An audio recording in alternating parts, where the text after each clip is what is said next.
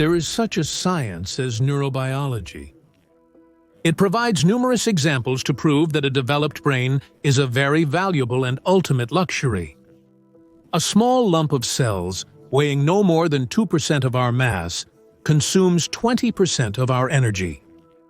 And when it's actively thinking, it can even consume up to 30%. Even in our sleep, we are intellectually active in a way that no other mammal has ever dreamed of. That's why it's not surprising that throughout history, humans have sought ways to, at least temporarily, free themselves from the burden of intellect. And they didn't have to look for long. Many animals love to eat fermented fruit, and they find them sweet. The alcoholic scent and fermented softness of overripe fruit is very attractive. Well, for humans, alcohol turned out to be a great elevator down the evolutionary ladder. It slows down the work of neurons, changes the activity of blood circulation, distorts information flows from receptors to the cortex. It makes us dumber, lowers our critical perception, slows down our reaction, and breaks down psychological barriers.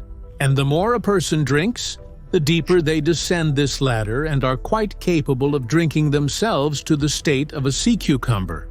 But even with minimal consumption, a person still degrades.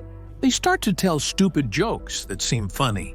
A person eagerly relaxes in all ways available to physiology, even though he vaguely understands that he will be very unhappy with today's behavior tomorrow.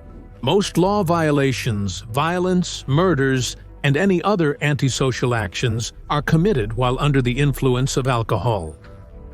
In many families, there are culturally drinking. In some, there were or are alcoholics. And someone continues this path, becoming culturally or not very culturally drinking, well. And someone makes the decision to break this circle and go a different way, so that he and his descendants are free from the dependencies in which their parents found themselves. Well, if you move from the human body to the social one, then the society struggle with alcohol is a natural and inevitable thing. Society, like an organism, needs to survive. Therefore, everything that breaks, that is, drives its constituent elements out of their minds, it tries to remove from the surrounding reality. But the main problem with fighting alcohol is that it's easy, very easy, to get literally anywhere. That's how our planet is arranged, on which you can forget a basket of apples under the rain for a couple of days, and the rotten fruits already start to illegally produce alcohol. There are hundreds of examples of taboos associated with the consumption of intoxicating drinks among primitive peoples. In many cultures, only priests, pifis, and shamans were allowed to get drunk. Absolute sobriety was prescribed to everyone else. However, there were always difficulties with this. The Greeks got drunk on wine even though they mixed it with water. The Egyptians and Babylonians consumed so much beer that, according to Herodotus, their dwelling places reeked of this beverage. The Chinese were boiling their teapots, heating their high-proof rice wine. The authorities and the church imposed a ban on the use of the evolutionary ladder, and the punishments for drunkenness were sometimes astonishing. Here's a bright example. In the middle of the century before our era, a law is adopted in one of the future kingdoms of China. All offenders must leave the country within 30 days, and those who remain will be boiled alive in their own drink. And the other residents, caught consuming wine, will simply be beheaded. Indeed, the emperor who came up with all this did not last long on the throne. Or here's another one. The laws of Draco in Greece in the 7th century BC also required the execution of those who appeared drunk in public, or were reported to be drunk by their relatives. In India, the laws of Manu decisively condemned any intoxicating drinks, including wine. It was allowed with restrictions only to the lowest castes, as it corresponded to their animal nature. The stronger the state became, the more aggressively it pursued drunkards. And then this fight practically came to nothing. And thanks for this should be said to two religions in which alcohol is not just allowed, but is an important element of many religious rites, in which kind words about grape clusters turning into a beautiful drink are found almost on every page of the holy books, dictated directly by the Almighty.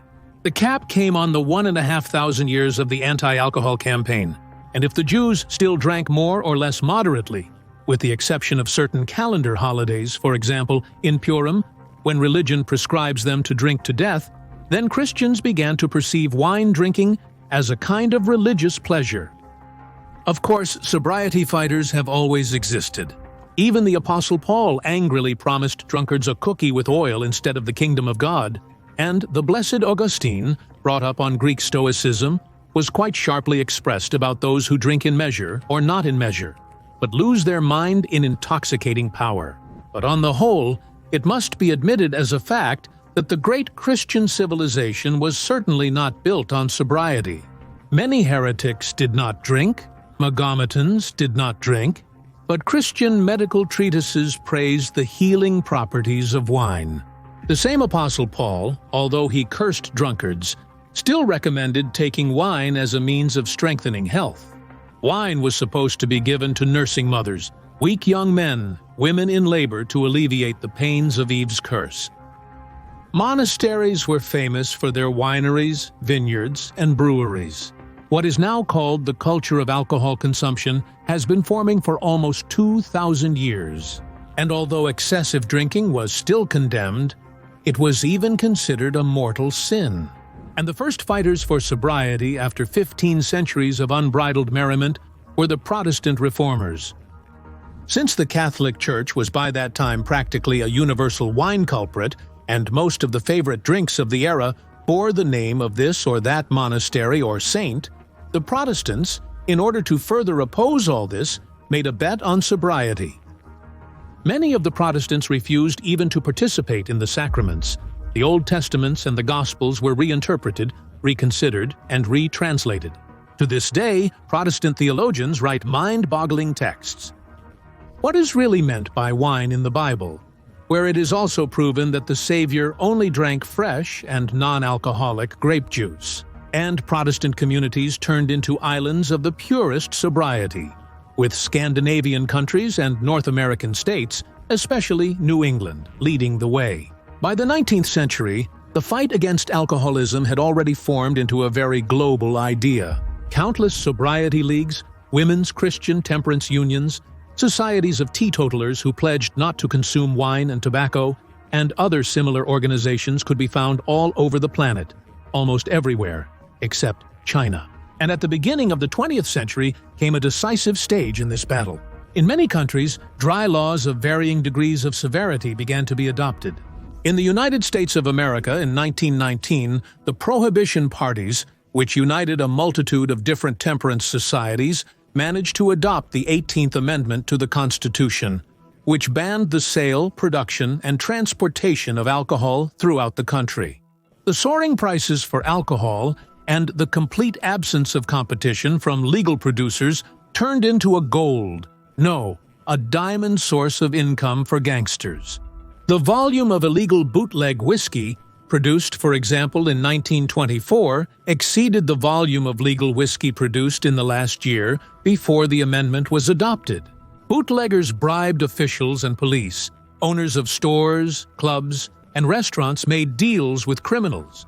The country was mired in catastrophic corruption, and citizens were eagerly buying up illegal bottles for a rainy day. Al Capone and company became the true kings of the country.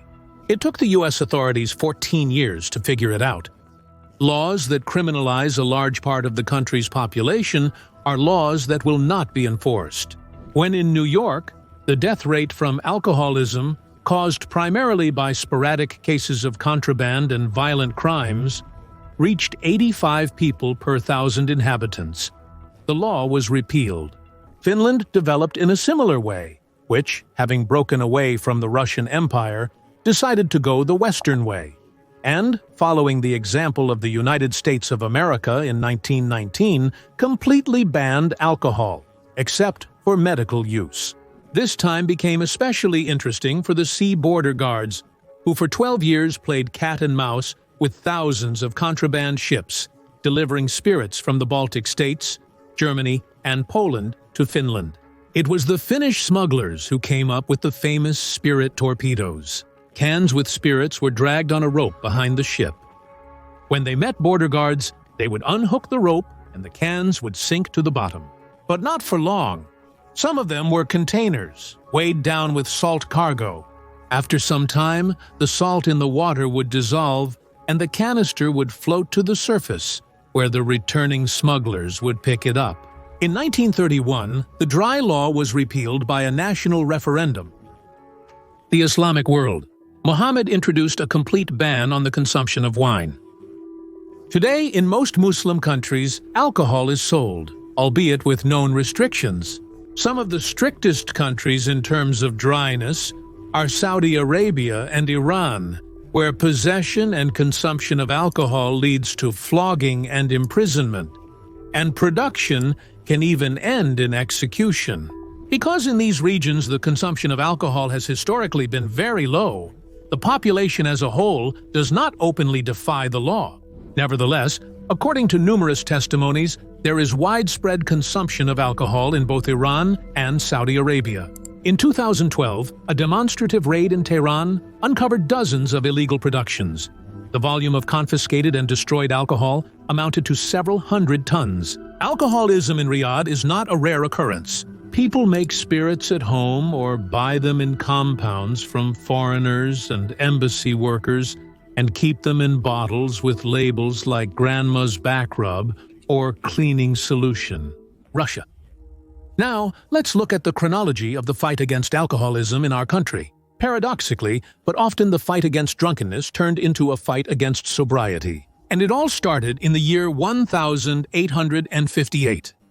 Such a phenomenon as exhortations in favor of sobriety. The population of the Russian Empire began to mass-produce so-called exhortations in favor of sobriety, collectively refusing to consume alcohol. The participants, mostly peasants, were dissatisfied with the pricing policy of the drinking establishments. In the Russian Empire, there was a redemption system for alcohol trade. Having bought a license for the sale of alcohol from the state, the tavern owners could set their own prices for it and were not shy about inflating them. If at the beginning of the 1850s, a bucket of vodka cost 3 rubles, by the 1858 the price had risen to 10 rubles. Spending such huge amounts of money, the average wage of a worker at that time was 15 rubles. Peasants considered spending on drinking as unreasonable, and whole villages declared the beginning of a sober life. For instance, drinking ceased entirely in Prince Menchikov's village of Karamyshevo. 1,800 villagers, who used to spend about 40,000 rubles a year on drinking, in 1895 refused alcohol and did not agree to drink even from free bottles, which the tavern owners tried to use to win back their clients. By the spring of 1895, it became clear that the sobriety movement was so successful among the population that it threatened the country's economy, and the Ministry of Finance issued a decree forbidding local authorities from promoting sobriety. The peasants responded to this prohibition with a powerful wave of riots that swept through 15 provinces. The protesters destroyed more than 260 taverns, and in some areas, the riots had to be suppressed by the military. As a result, about 11,000 people were sent to exile or to hard labor, so the movement gradually died out.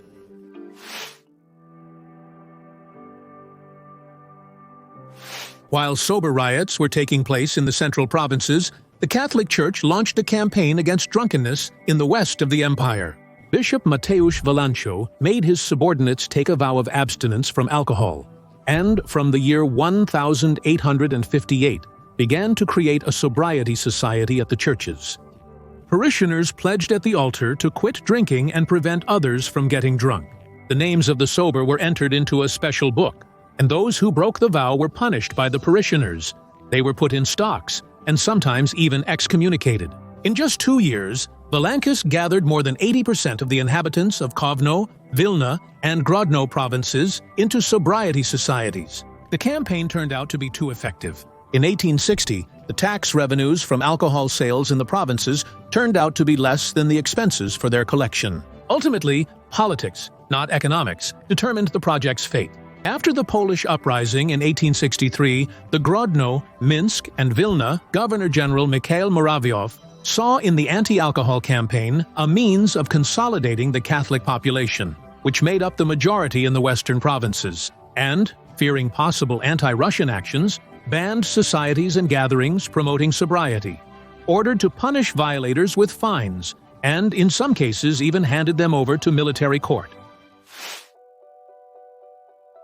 In 1894? In the same year, Finance Minister Sergei Vita introduced a wine monopoly in the country while also promoting public sobriety. They were supposed to be busy and would have made an alternative to drinking. One of the first events of this campaign would have been an alternative to drinking. One of the first events of this campaign was the opening of alcohol-free spaces, clean tea rooms, where you could snack, read newspapers, play checkers or chess, buy sweets, papers, and cigarettes. In addition to postage stamps, special stamps or coupons were introduced, which the Sobriety Society accepted as payment for lunch at cheap canteens, bottle shops, and the same tea rooms. Well-off citizens bought such stamps and distributed them as charity, spending them not on drinks, but on food. The initiative was used, and they spent them not on drinks, but on food. The initiative was popular. In the Vladimir region, with a population of 1.5 million tea and dining rooms, accepted over 2 million meal coupons as payment for lunch in a single year. And it turned out to be more lively. Coupons could be exchanged for lunch in dining rooms associated with sobriety societies and their network. Up to community centers for the population. From the end of the century and up to the network of leisure centers for the population.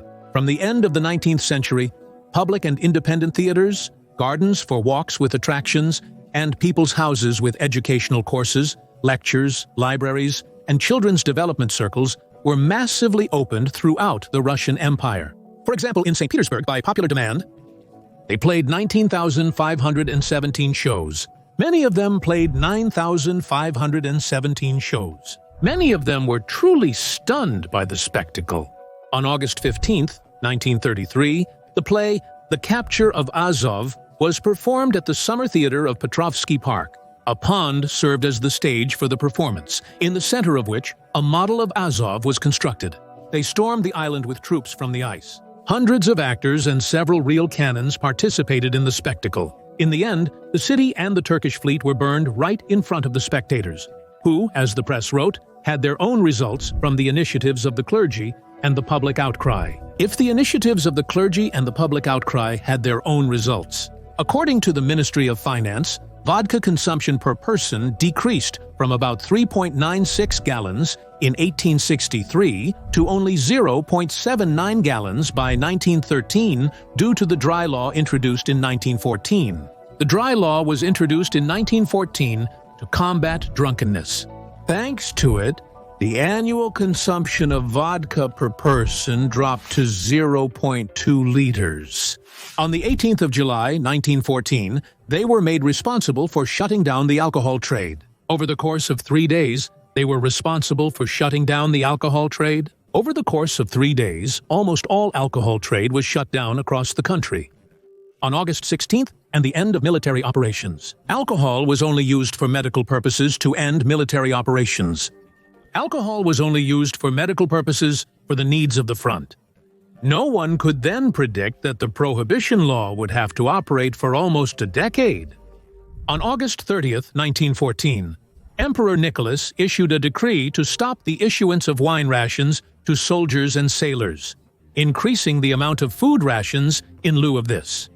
As Pikul wrote in his novel Unclean Power, on the initiative of the Minister of Finance of the Russian Empire, by the law of September 16, 1914, the trade in vodka was completely stopped during the war. On September 27th, Emperor Nicholas confirmed the position of the Council of Ministers, which gave the right to rural assemblies and city councils to raise the issue of prohibition after the war within the limits of the territories subordinate to them and 100 versts from their borders of the sale of strong drinks. Moreover, this position of the law does not establish any penalties or restrictions.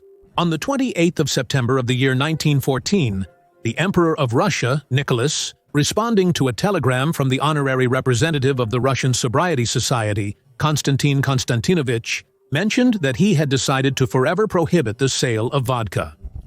But beer was not yet banned at the beginning of the military operations, which was a serious loophole for the alcohol business. The government understood this, and on the 11th of November of the year 1914, a decree was issued to increase the excise tax on brewing, which seriously raised the prices of beer. At the end of the year 1914, and in the general sobriety movement, serious changes took place. The all-Russian Alexandrovsko Brotherhood of Sobriety was placed under the patronage of Empress Alexandra Feodorovna from the 31st of December of the year 1914, which contributed to the activation of the activities of the Brotherhood of Sobriety. The Brotherhood united around 70,000 people. Members included the finance minister, communications minister, and other prominent state figures. Empress Alexandra Feodorovna initiated the halt of both clandestine and openly alcoholic publications in the Russian Empire. The State Duma of the Fourth Convocation, which worked from 1912 to 1917, also made its contribution to the establishment of sobriety in the Russian Empire. In particular, with its support, a clinical anti-alcohol institute was established in St. Petersburg. Although the bill on the establishment of sobriety in the Russian state for all times, signed by 82 members of the State Duma, was never considered. The results of anti-alcohol measures were staggering even for skeptics. In 1995, consumption dropped to 0.2 of a liter per capita. Labor productivity increased by 30%, despite a large number of summons in the form of in St. Petersburg in the second half of the year 1914, it decreased by 70%. Deliveries to sobering-up facilities have decreased by a factor of 19. The number of suicides on the ground of alcoholism in Petrograd fell on similar results were obtained in 9 other provinces of Russia. Cash deposits in savings banks have risen. The increase amounted to more than 2 billion rubles against zero, a whole 80 billion rubles in the previous years before the ban. Of course, there were both positive and negative results. Illegal distillation, consumption of surrogates, poisoning by them, violation of the law by individual winemakers.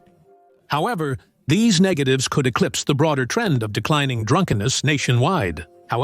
These negatives could overshadow the broader trend of declining drunkenness in the country. Across the country, by May 1996, 96% of private drinking establishments had closed, down from the 1,000 that existed at the beginning of 1994. Strong alcoholic beverages were only sold in restaurants, and the average alcohol consumption per person decreased by more than 10 times. And only after nearly half a century, in the 60s, did it reach the level of 1934.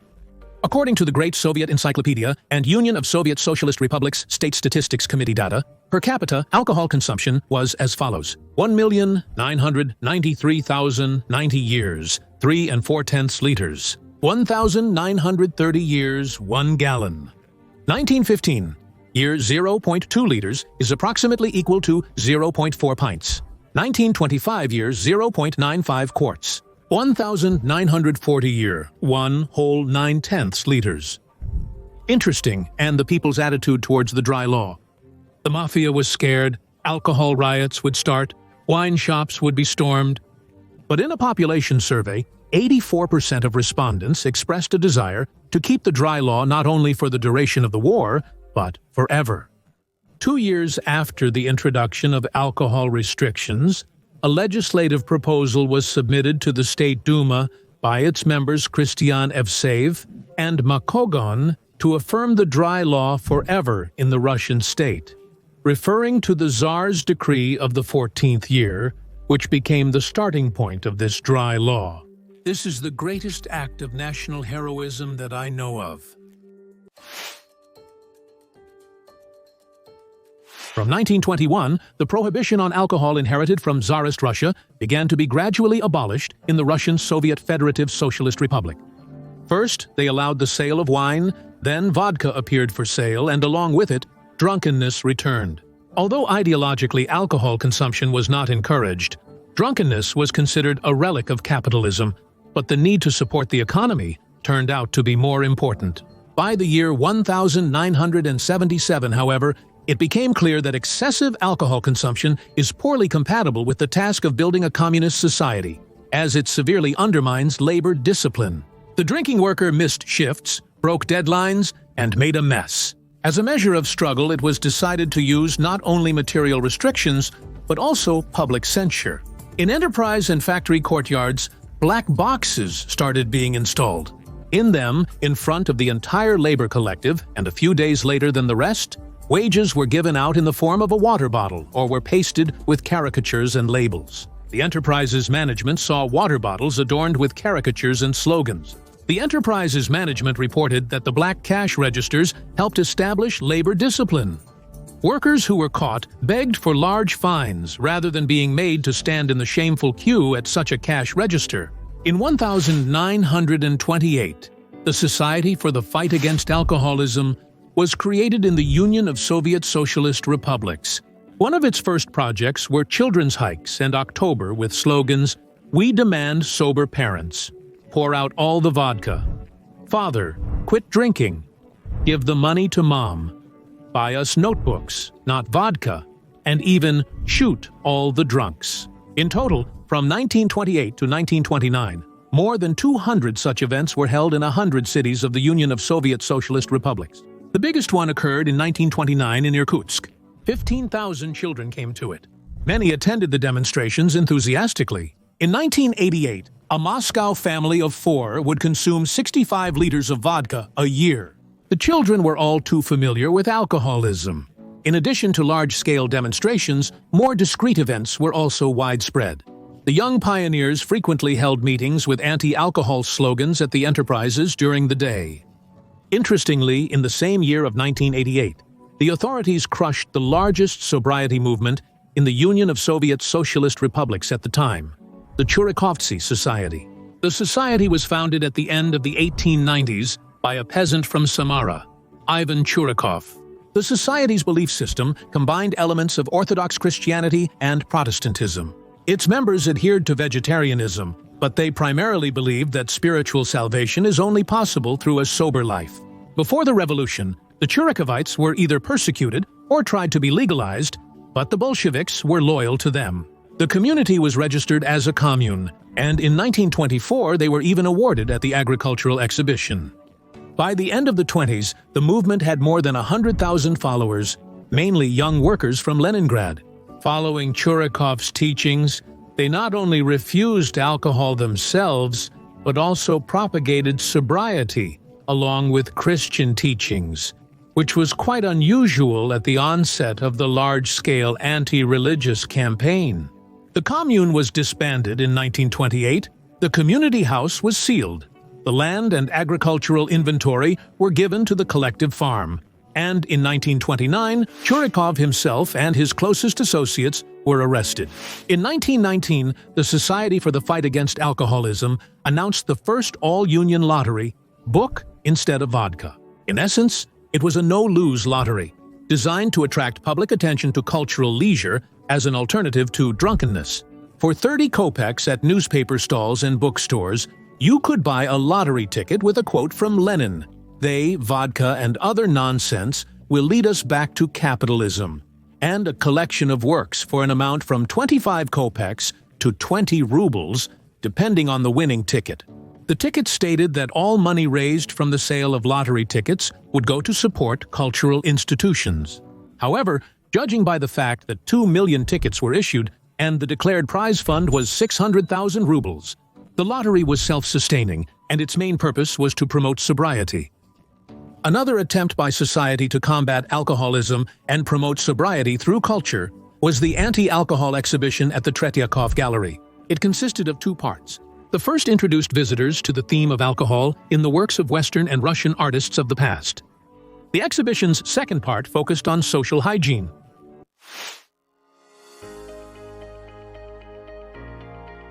The Society's efforts to combat alcoholism were very effective. In 1928, there were 3 times more alcohol sales points than cultural entertainment venues in the country. However, by 1932, this ratio started to reverse. This was enabled by the opening of new recreational areas and the closure of alcohol shops. Neither one nor the other brought the state the money that the beginning industrialization in the country required. Still in the 1930s, Stalin wrote to Molotov that in order to increase military power, we need to throw away false shame and go straight to maximizing production. About the fact that vodka trade will become a source of financing for industrial jump, it was accepted that vodka trade will become a source of financing for industrial jump. It was finally accepted, and the Society of the Fight Against Alcoholism was disbanded, blaming its members for narrow-mindedness. not corresponding to their own image of the current moment of positions and creation to such government bodies as Narkomfin, Narkomtorg, Gosplan. For the sake of justice, such government bodies as Narkomfin, Narkomtorg, Gosplan are needed. For the sake of fairness, it should be noted that the implementation of industrialization through the sale of vodka did not seem to the Soviet leadership to be an ideal solution to the problem. Rather, they perceived it as a temporary measure, until there are opportunities to fully switch to other sources of income. Among the alternatives, cinema seemed the most promising. The idea that films could replace vodka for the Soviet man was expressed as early as the 1920s by Lev Trotsky. In the article Vodka, Church, and Cinema, he explained that unlike the church, cinema tells new stories and gives new impressions each time, and therefore can become the main mass entertainment, displacing both alcohol and the church. All that was needed was to make more films. 20 years of Soviet cinema production capabilities were insufficient to implement this plan. In 1927-1928 vodka sales revenue contributed 600 million rubles to the budget, whereas film rentals in 1926-1927 only generated 20 million rubles in profit. Despite this, in 1934, they chose to revive the plan of substituting cinemas for vodka.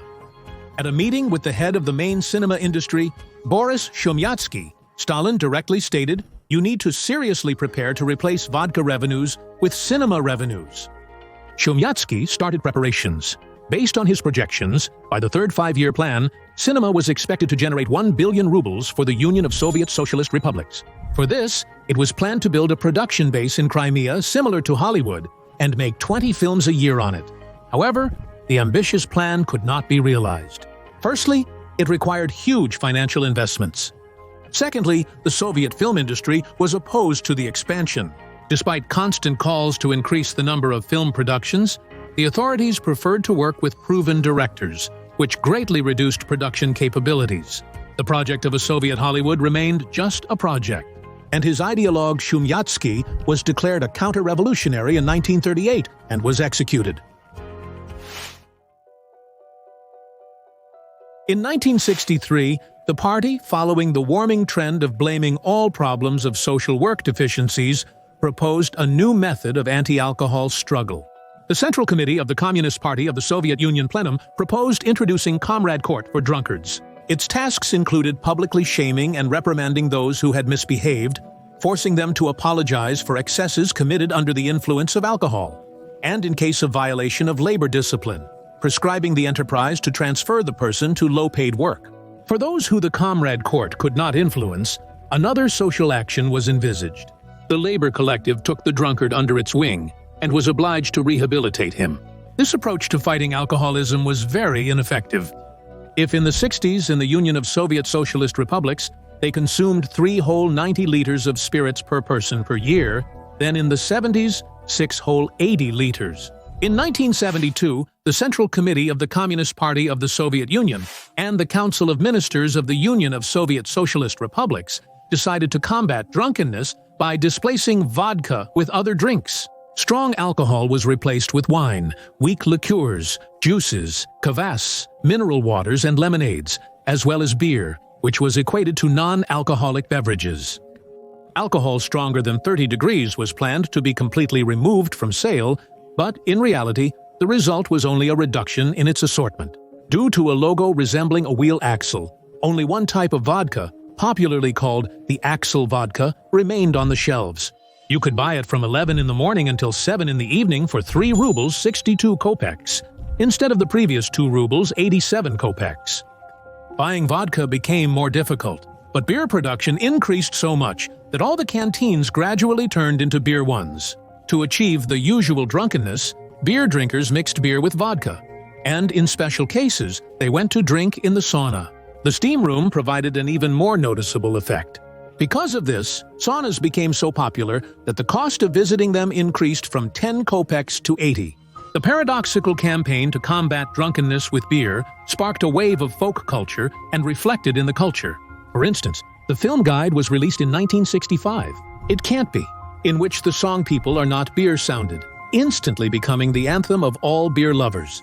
The beer company's attempt to combat alcoholism failed, only worsening the issue. By the year 1980, almost half, specifically 47 deaths in the Union of Soviet Socialist Republics, were somehow related to alcohol. Gorbachev's anti-alcohol campaign essentially repeated the previous one, but in a more radical form. A bottle of vodka started to cost about 9 rubles, twice as expensive as before. Alcohol could only be purchased from 14 to 17 in special stores. Alcohol consumption was banned at weddings, banquets, and in public places. Instead, juice production was ramped up. It was supposed to replace alcohol at celebrations and at the same time provide the population with vitamins. Liquor factories and banks filled with tomato, carrot, apple, pear, birch, and other juices filled everything. Beer stalls, kiosks, general food and store extensions. If in 1985 alcohol in the country was produced for 60 billion rubles, then in 87 this figure dropped to 36 billion. Of course, those who did not get alcohol in endless queues for it bought from moonshiners or made their own brew from the same juice that was supposed to replace alcohol. Despite the criticism of the anti-alcohol campaign, it had quite measurable objective results. In the 1985 to 1990 budget, revenue from alcohol sales decreased by 39 billion rubles. It seems like a lot, but if you consider that every ruble earned from alcohol brings 4 to 5 rubles of damage, the country saved no less than 150 billion rubles. Moreover, it is logical to compare these 39 with 45 billion rubles more than until 1985. And non-alcoholic beverages and mineral waters were sold 5% more. Women, feeling confident about the next day, began to give birth. In Russia, in 1997, the number of children born was the highest in the last 25 years. Regarding the mortality rate, 20,000 fewer people died in 1998 compared to 1997, which was 20,000 less than in 1998. So Gorbachev's anti-alcohol campaign could have had a chance of success, if not for one thing. By then, trust and respect for the central authority had been eroded. The people, having already passed by the promised communism in 1988, understood that the government lives on another planet, and accordingly did not intend to seriously listen to the propaganda. And what about now? Does the government take enough measures to ensure that people live a healthy and sober life? Do people have trust in the central authority? In your opinion, what are the most effective anti-alcohol measures? Or maybe everything is already good? Write your thoughts under this issue, and we will highlight the most interesting and thoughtful comments. Thank you for supporting this video with a like and repost, and see you in future episodes on Cramele.